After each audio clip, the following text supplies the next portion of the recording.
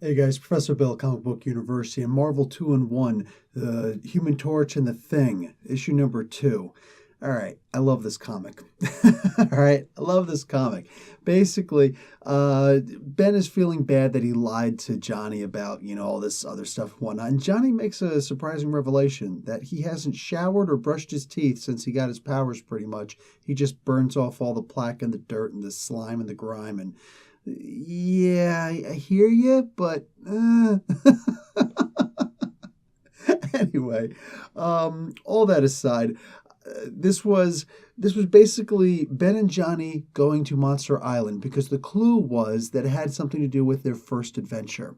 So they go to Monster Island, they get into a fight with Gugam, the son of Goom, and the Mole Man, who are having an electoral debate about who should rule Subterranea.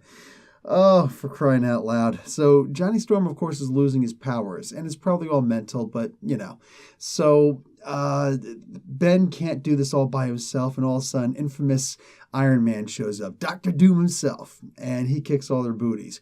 Ben charges after him, and Dr. Doom, brushes him off like a fly. None may touch Doom. He doesn't actually say that. I miss him saying that. I really do. But he's like, okay, you guys are obviously all a bunch of idiots, so I'm out of here. So he says, I'm never going to follow you guys again.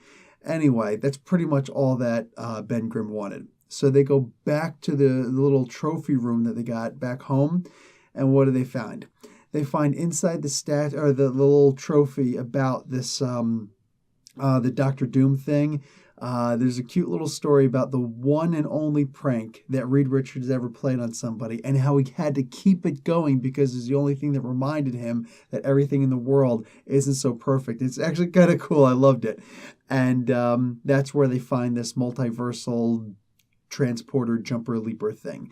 So yeah, their little thing is going to allow them to jump around the multiverse and continue exploring. And meanwhile, Johnny still thinks that, oh yeah, man, we're good. We can keep on exploring the universe and look for Reed and the family. He doesn't actually realize what's going on.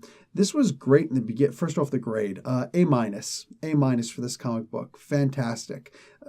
Fantastic Four, Fantastic Two.